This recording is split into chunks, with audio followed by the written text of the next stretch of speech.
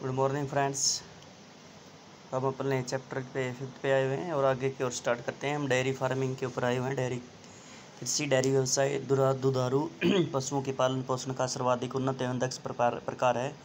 इसमें पूंजी की भी बहुत ज़्यादा आवश्यकता पड़ती है और पशुओं के लिए छप्पर, घास, संचित करने के भंडार एवं दुग्ध उत्पादन में अधिक यंत्रों के प्रयोग के लिए पूंजी की अधिक चाहिए होती है।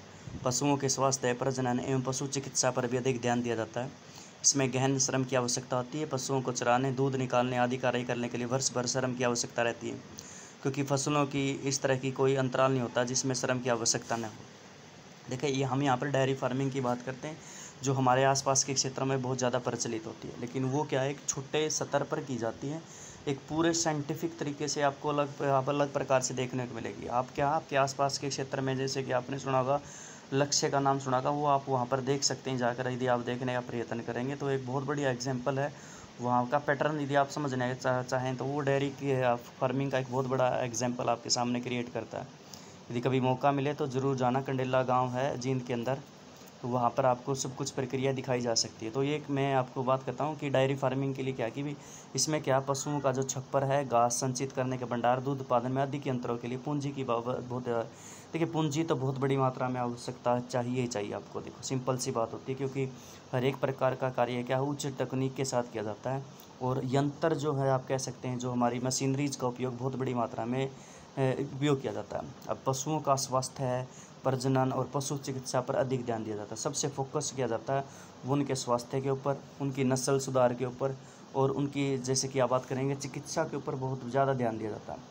यानी कि आप कह सकते हैं बहुत ही मॉडर्न फैसिलिटीज़ जो दे सकते हैं वो देने का प्रयत्न किया जाता है, जिससे क्या वो मैक्सिमम क्या उससे प्रॉफिट प्राप्त कर सके। जो दूध के रूप में वो क्या है, अपना जो प्रोडक्ट प्राप्त करेंगे और उसको क्या मार्केट में सप्लाई कर सके भाई। अब इसमें क्या कि गहन श्रम की आवश्यकता होती है। अब जब बहुत बड़ी मात्रा में जब आप पशुओं का पालन कर रहे हैं तो उनकी देखभाल करने के लिए या फिर उनके स्वास्थ्य के, उनके प्रजनन पर या फिर चिकित्सा पर जो खर्च होना है, उसके लिए क्या कि आपको लेबर की भी आवश्यकता चाहिए कि बहुत बड़ी मात्रा में उनकी देखभाल करने के लिए। तो इसलिए क्या है कि भी यहाँ पर गहन श्रम की आवश्यकता पड़ेगी। पशुओं को चराने, दूध निकालने आदि कार्य के लिए वर्ष भर श्रमिकों की आवश्यकता रहेगी। अब पशुओं को चराना है या फिर दूध निकालना है, हालांकि क्या है कि मशीनों से ये काम किया जाता है दूध निकालने का, लेकिन फिर भी है वो जो मशीनें हैं वो लगाई जाती, वो अपने आप तो नहीं लगती। तो उसमें भी क्या है, सिंपल सी बात, वहाँ पर भी लेबर की आवश्यकता पड़ेगी। तो इसलिए क्या कि वर्ष भर इसकी आवश्यकता भी, और हम ये भी नहीं कह सकते कि भी अब आप आज नहीं निकाल लेंगे, 2 दिन छोड़कर आप फिर दूध निकाल लेंगे, तो ऐसा भी नहीं हो सकता।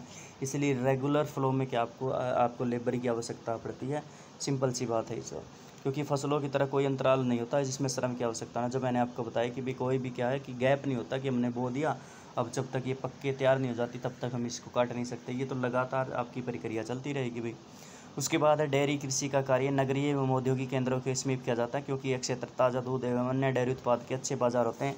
वर्तमान समय में विकसित यातायात के साधन, परिस्थितियों का उपयोग, पाश्चात्यकरण की सुविधा के कारण विभिन्न डेयरी उत्पादकों को अधिक समय तक रखा जा सकता है। अब सिंपल सी बात है, जो ये डेयरी प्रोडक्ट होते हैं मोस्टली ये माना जाता है कि जो नगर होते हैं या इंडस्ट्रियल रीजन होते हैं उनके पास में रखा जाता है, क्योंकि जो इनके अंदर से जो मटेरियल निकलता है या फिर जो इसके उत्पाद होते हैं जो हम बनाते हैं दूध से, जो भी अन्य प्रकार के जो मटेरियल बना रहे हैं, प्रोडक्ट्स जो क्रिएट कर रहे हैं हम, वो क्या है कि भाई वो जल्दी ख़राब होने वाले वस्तुएं होती हैं। इसलिए क्या उनको जल्दी से जल्दी क्या उद्योगों के या फिर नगरों के अंदर क्या है उसको पहुंचाना चाहिए, और ये क्या है वहाँ पर इनकी बहुत बड़ी मात्रा में इनकी डिमांड होती है भाई। ठीक है, अब क्या है, लेकिन समय के साथ साथ क्या है इसमें बदलाव भी होते हैं, टेक्नोलॉजी भी आई है। जैसे यातायात बहुत तीव्र हो गया है, तीव्रतम साधन आपके सामने आ गए हैं, उसके अंदर रेफ्रिजरेशन की सुविधा आ गई है, पाश्चुराइजेशन की क्रिया आ गई, यानी कि आप उसको कह सकते हैं कि भी उस क्या कहते हैं उसको, ये उसको कन्वर्ट करने की बात होती है, शुद्ध करने की बात रखी जाती है। और इसके साथ साथ क्या कि जितने भी जो अन्य प्रकार के उत्पाद होते हैं वैसे उनको, जैसे दही वगैरह की बात करेंगे, मक्खन, सब कुछ है, पनीर वगैरह जो भी है, उनको क्या है आज के समय में क्या है इनको स्टोर करके रखा जा सकता है, और क्या लंबे समय तक क्या उसको रखने के बाद आगे की ओर सप्लाई किया जा सकता है भाई। उसके बाद यदि हम बात करें वाणिज्यिक डेयरी कृषि, 3 प्रमुख क्षेत्र होते हैं। सबसे बड़ा प्रदेश उत्तर पश्चिमी यूरोप का क्षेत्र है, दूसरा कनाडा एवं तीसरा क्षेत्र न्यूजीलैंड, दक्षिणी पूर्वी ऑस्ट्रेलिया और तस्मानिया के क्षेत्र होते हैं। उसके बाद ये एरिया दिखाए गए हैं कि सबसे बड़ा कि यूरोप इसके अंदर आता है, उसके बाद कनाडा और न्यूजीलैंड का पोर्शन आता है, फिर ऑस्ट्रेलिया और तस्मानिया का इसके अंदर नाम आता है। उसके बाद हम बात करते हैं मेडिटेरियन एग्रीकल्चर की, भूमध्य सागरीय कृषि। भूमध्य सागरीय कृषि अति विशिष्ट प्रकार की कृषि, इसका विस्तार भूमध्य सागर के समीपवर्ती क्षेत्रों में दक्षिणी यूरोप से उत्तरी अफ्रीका में ट्यूनीशिया से अटलांटिक तट तक फैला, जबकि कैलिफोर्निया, मध्यवर्ती चिली, दक्षिणी अफ्रीका का दक्षिणी पश्चिमी भाग में, ऑस्ट्रेलिया के दक्षिणी व दक्षिण पश्चिमी भाग में है। खट्टे फलों की आपूर्ति के लिए क्षेत्र महत्वपूर्ण माना जाता है।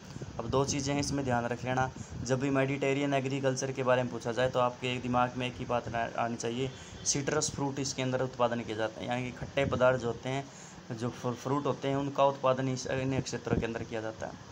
यदि हम ओवरऑल बात करें कि कहाँ पर ये क्षेत्र देखने को मिलेंगे, तो ये क्या है कि जो अफ्रीका के ऊपर मेडिटेरियन सी है तो वहाँ का प्रोमिनेंट एरिया वहाँ पर आपको देखने को मिलेगा एक।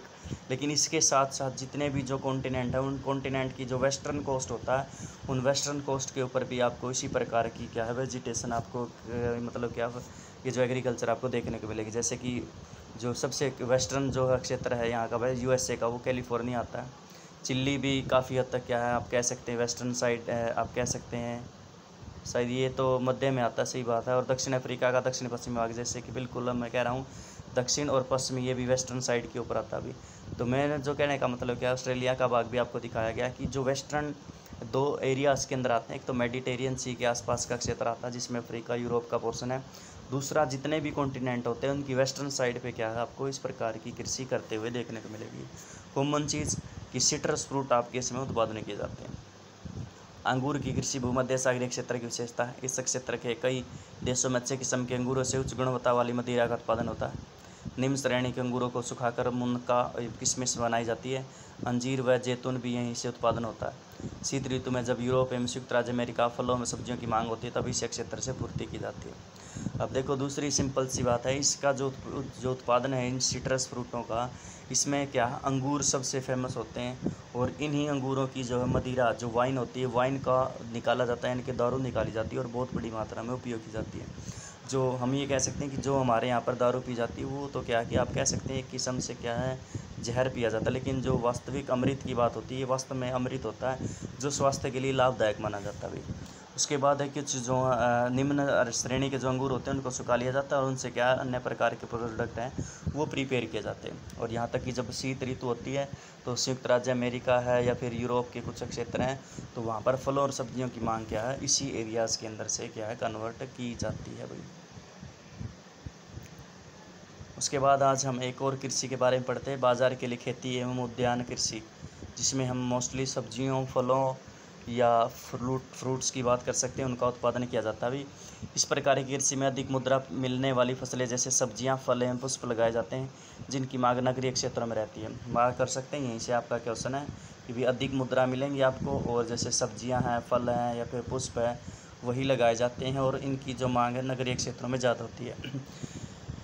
इन कृषि में खेतों का आकार छोटा होता है। खेत अच्छे यातायात साधनों के द्वारा नगरीय क्षेत्रों द्वारा ऊंची आय वाले उपभोक्ताओं रखते हैं। इसमें गहन श्रम एवं अधिक पूंजी की आवश्यकता है। मार्ग कर सकते हैं भी क्या छोटे क्षेत्रों पर खेती की जाती है लेकिन ये वेल डेवलप्ड ट्रांसपोर्टेशन की फैसिलिटीज़ आपको देखने को मिलेगी। इसके अलावा नगरों के साथ सीधे जुड़े होते हैं और क्या गहन कृषि की गहन श्रम की आवश्यकता पड़ेगी। लेबर इसमें ज़्यादा आवश्यकता में आपको चाहिए होता है क्योंकि इनको तोड़ने वगैरह की बात आप रख सकते हैं, वो सारा काम आप मान सकते हैं हाथ से किया जाता है।